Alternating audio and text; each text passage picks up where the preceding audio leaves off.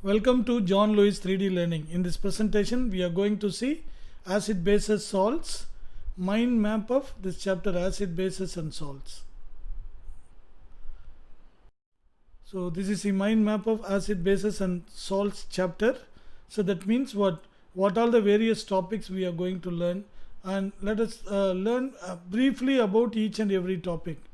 So it is an outline of this entire lesson. Okay, so first we have to make a beginning note. So what is there in this chapter, how to study, how to approach it, so that the learning becomes easier and that will be interesting also.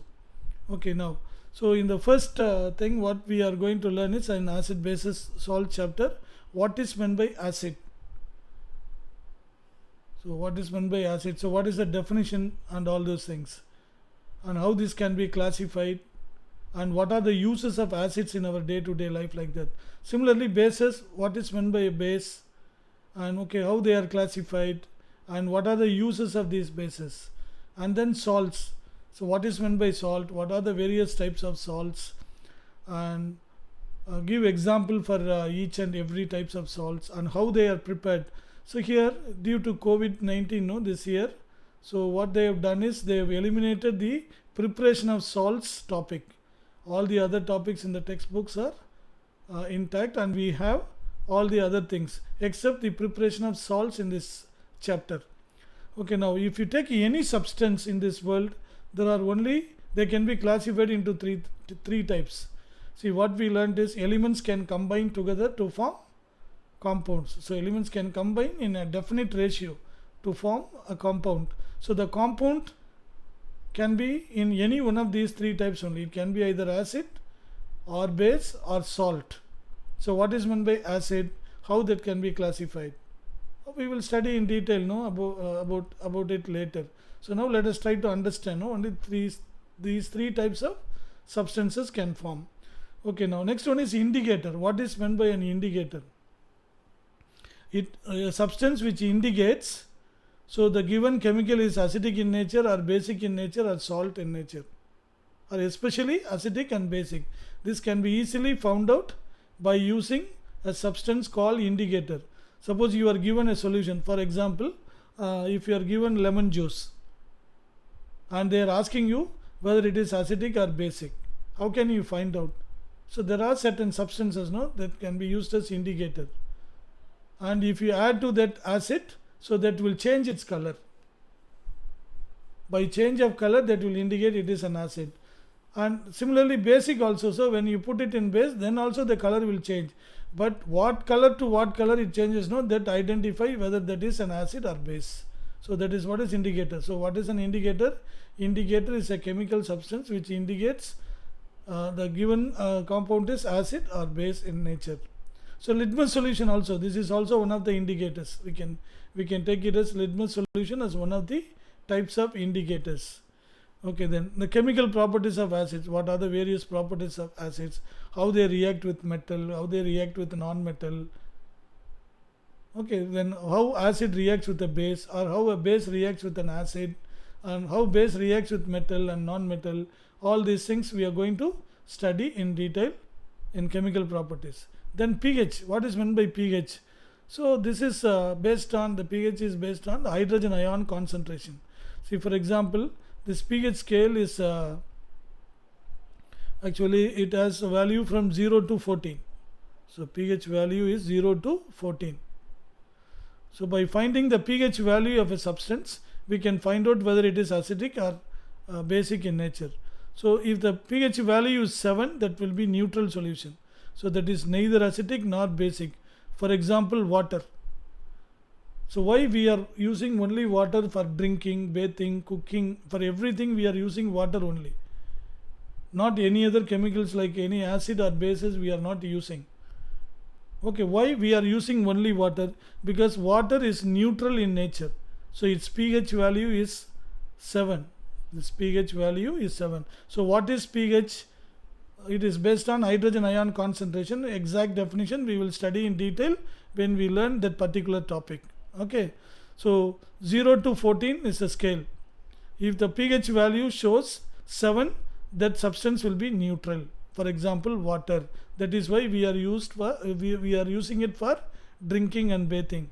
Suppose you drink acid, what will happen? That will corrode our entire body.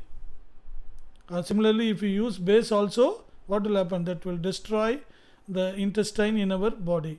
Okay, see, all these things are acids and bases cannot be used. Only neutral thing can be used. Okay, so if it is less than 7, if the pH value is less than 7, then it is known as acidic. If the pH value is more than 7, between 7 and 14, that will be known as basic.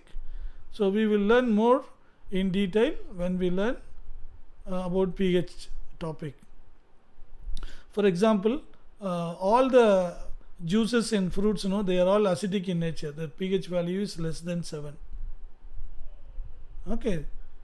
You take soap solution, what we are applying to our body, we are applying soap. So that soap solution will be basic in nature. That will be basic, that pH value will be more than 7. So what is the pH of our blood? Every substance that has got its own pH value, because they exist in either acidic form or basic form or in neutral form. Therefore, every substance existing in the world will have a definite pH value. If it is less than 7, that is acidic, more than 7, that is basic. Our pH value will be very close to 7. Very close to 7. See, we people eat rice. North Indian people eat wheat. So what about foreigners in Africa? They are eating something different. So different country people use different food items. But all of us will have the same pH value. That is what is the beauty of God's creation, no? And you will learn more in detail when you go to higher classes about buffer solution. How the pH value of blood is maintained in the same value for all the people, even though the food they consume are different in nature. Understand? It's all very interesting to learn. Okay. So next one, classification of acid. I already told you how acids are classified. So weak acid, strong acid. So like that, there are many types. What are the various types of acids, and give example for all those things we will be learning in classification. The naturally occurring acids. So what are the naturally occurring acids? So there are too many. For example, acetic acid.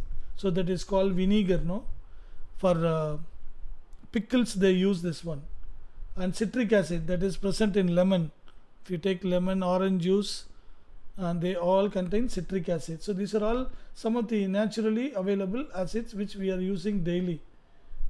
Okay, then hydrochloric acid. Where we get hydrochloric acid? In the stomach for digestion purpose. One of the glands secretes hydrochloric acid. So when hydrochloric acid is in excess, that is what we call ulcer, no? So we get irritating in the stomach. That means there are so much of acid is secreted there. But in order to neutralize that one, we are not taking food enough, or we are not taking food on right time. Therefore, the acid in the stomach, what it will do? It will corrode the intestine in our body. Understand? So, or the skins in our body, everything will be corroded, eroded, and we get that itching. So it starts burning inside. That is why we need to take food on right time, in right quantity. That is what is very, very important. Okay. Then water of crystallization. What is meant by water of crystallization? See, some of the salts will have will be additionally having water molecules in it. For example, copper sulfate. So if you take just CuSO4, that will be white in color. And if 5 water molecules are added, that becomes blue in color. You take washing soda. So we are using it for washing, no? Washing soda. So what is its formula? Sodium carbonate 10H2O. So this is what is the additional water bonded with those chemicals are known as water of crystallization. Okay. So these are the various types of topic what we are going to learn in acid, bases and salts. First of all, definition, and second thing, what are their characteristics and what are their properties. Okay, how we can identify whether it is acid, base or salt. Okay, then what are the uses of all of them? What are the uses of all of them? Acid, bases and salts. Since they are widely used for our development or in our day-to-day activities, we are supposed to learn about acids, bases and salts. I hope now we understood why we need to learn about acids, bases and salts, without which there is no world, we cannot live.